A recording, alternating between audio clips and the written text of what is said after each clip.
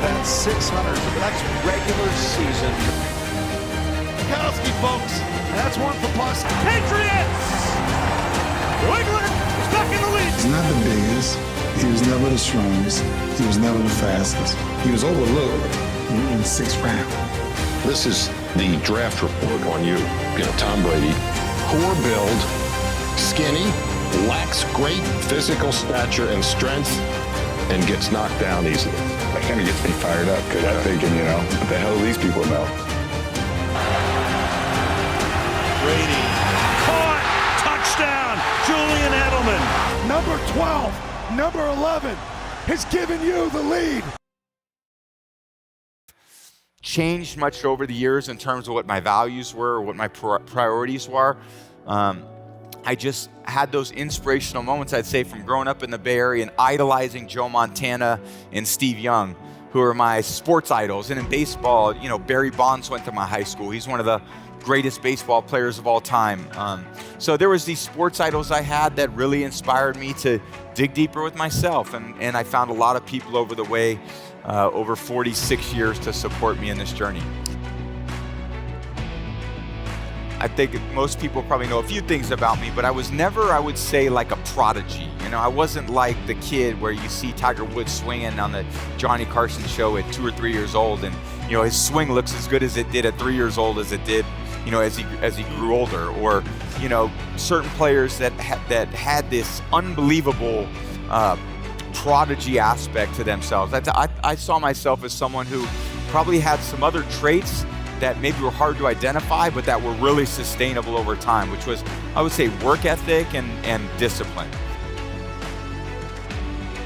I didn't know how to put the pads on in my pants when I tried out for freshman football.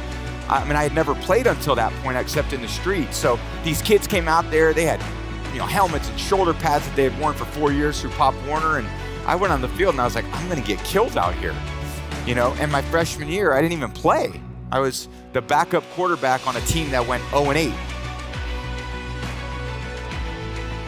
I couldn't get on the field, and we never won a game anyway. It's one thing to be the starting quarterback and to lose. If they don't even think you're good enough to be a starting quarterback on a team that's 0-8, you must really suck.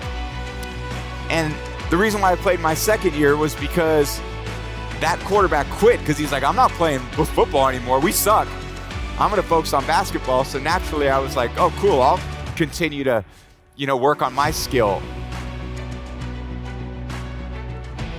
There were workouts in the morning at 6 a.m. before school. And I was like, okay, I can get up at 6 a.m. and I can go do these rope drills where you run through the ropes. You see a lot of people do that. There were these hills that we would run up.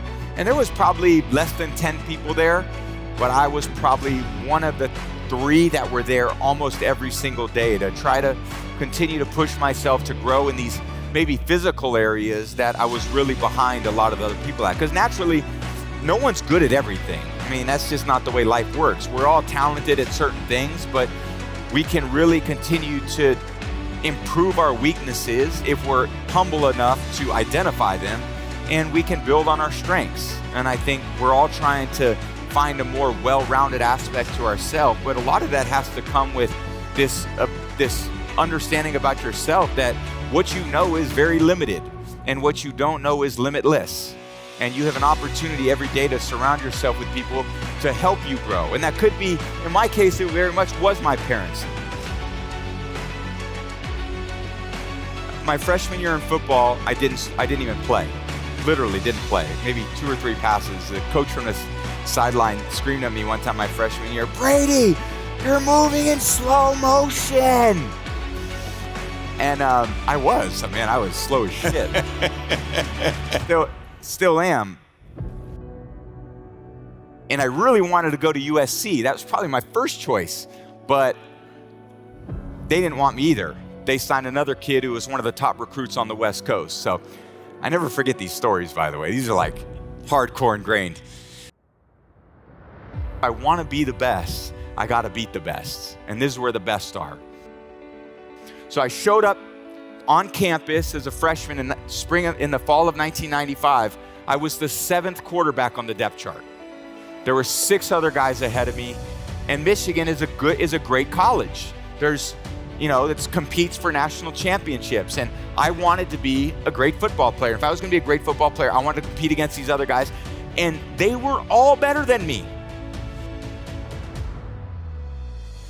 And my freshman year, I redshirted. Never played, barely practiced, but I learned a lot. My second year, I had improved a lot physically through that work. And I started to compete in a way that the coaches would notice me a little bit. And my second year, it was a few little crazy stories of how it got to be the way that it did, but I ended up becoming the third quarterback in my second year. And it rotated a little bit there my second year, but I went from third in my second year to now my third year, I was competing to be a starter. So I go into my fourth year and I was like, now's my time. I worked hard to compete my first 3 years. Going into my fourth year, I got a great opportunity to play. And I worked hard. It's time for me to come.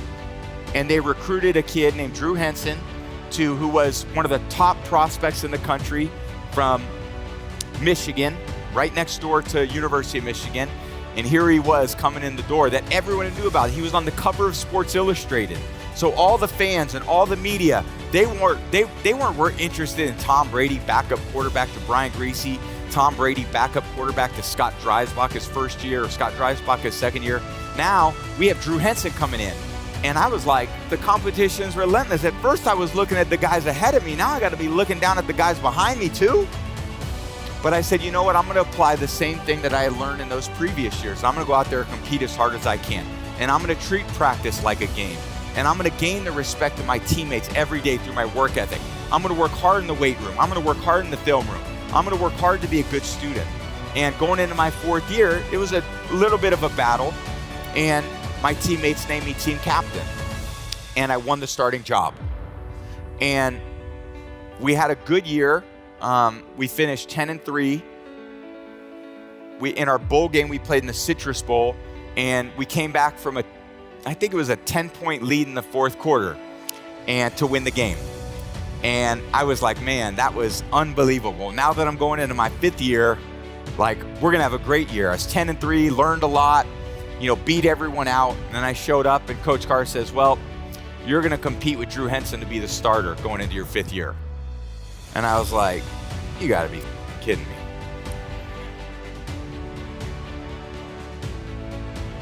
So I competed really hard again in my fifth year, took it to a new level, thought about my conditioning, my strength, thought about how I was making my decisions off the field. Going to my fifth year, and I was starting to play really good. And I thought, I'm gonna have a chance. And Coach Carr called me in and he said, well, Tom, this is what we're gonna do. You're gonna start. Drew, you're gonna play the second quarter. And I'm going to decide at halftime who plays the rest of the year. And I was like, not what I wanted to hear, but I'm going to deal with it the best way I can. So, first game of the year, we played Notre Dame. I start. Drew comes in the second quarter.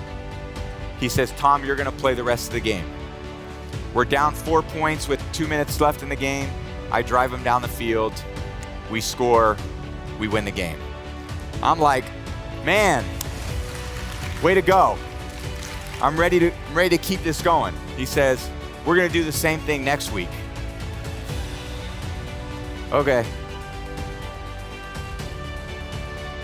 So, of course, now I'm going to the NFL draft. And I'm like, all these pro coaches must have seen how good I was. I mean, they watched me at Michigan. We beat Ohio State, my senior year. We played Alabama in the Orange Bowl. I threw for 340 yards in the Orange Bowl. We were down 14 points in the fourth quarter against Alabama in the Orange Bowl. We came back and won in overtime. Man, I'm going to be a second round pick. And, round 1, 2, and here we go. 6th round, pick 199.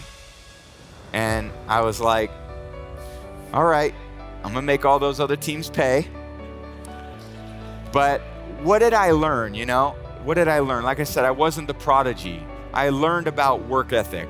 I learned about resilience. I learned about gaining the trust and the respect of my teammates and coaches to name me captain.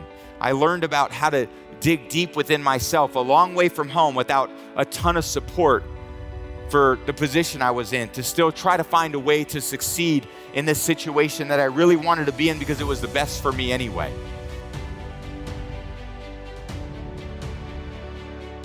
To the Patriots, and there are 3 quarterbacks ahead of me. Sound familiar? So I was number 4, and Bill Belichick kept me as the 4th quarterback in my first year. Now, like there was just cuts the other day, they keep 2 quarterbacks most of the time on an NFL roster now. Bill Belichick saw something in me through watching me work a little bit and, watching my love for the game. All right, this kid's probably not ready to play, but, I like him. He's kind of tough and, he doesn't look that athletic, but, he throws the ball pretty well and he seems to really enjoy the game. So I'm going to keep him on the roster. And, that's where my pro journey began. So there's no straight line for anybody. There's not a straight line for me in this path. Kids may sit here and your kids may say, God, Tom Brady, God, he was able to win. I heard you name some great, records that I was very fortunate to be able to have over a 23-year career. All I think about is my parents. I think about my kids. I think about my family. I think about Greg. I think about my best friend and body coach, Alex. I think of the people that I work with every day. So for me, I just am a representation of all these people that have come into my life. And I felt very motivated to, I always said we play for the name on the front of our jersey was the Patriots or the Bucks, and I played for the name on the back of the jersey, which was my family and the people that encouraged me. So that was a great, and I'm the 4th quarterback my first year, and going to my 2nd year, and I made a lot of physical improvement, doubled down on my work ethic. Now it was a professional work commitment, different than college, where college you're still an amateur. Now professionally, you're a pro. It's different. It's your job. But I wanted to do extra because now I had more time. I didn't have to go to class, and I could just focus on football. So I wanted to, be a pro quarterback. So I had to work at it. And I watched Drew every game and I learned from him. And I watched John Freeze and Michael Bishop. And in my 2nd year, we signed Damon Heward to come in here and compete to be a backup. And we signed a veteran quarterback, and here I am going as the 3rd quarterback, and I said, I'm going to compete with Damon to be the 2nd quarterback in my 2nd year. And I beat Damon out at the end of training camp, and Coach Belichick said, Tom's going to be the backup, Damon, you're going to be 3rd, Drew's obviously the starter. So in the 2nd game of the year, Drew Bledsoe got hurt. And I said, if I ever get put on that field, I'm never getting taken off the field. And Drew suffered a very typical injury, internal bleeding, in the hospital, and it was a crazy year, 2001 for all of us, 9/11, and in my football journey, it was a crazy year. We ended up winning the Super Bowl that year, and I had an incredible team.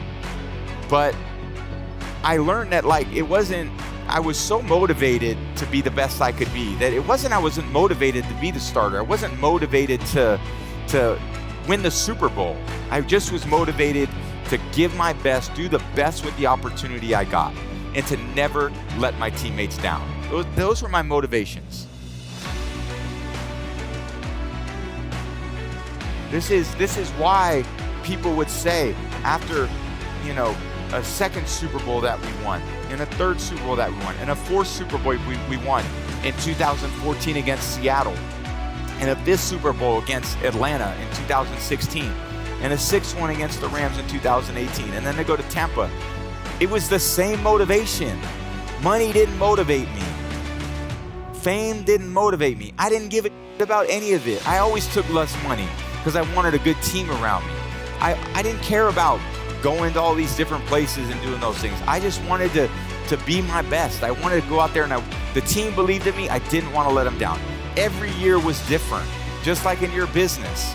Every year is different. You can't sit there and say, God, we had a great year. Let's just do the same. You don't think everyone's watching? The whole competition's watching, especially if you're good.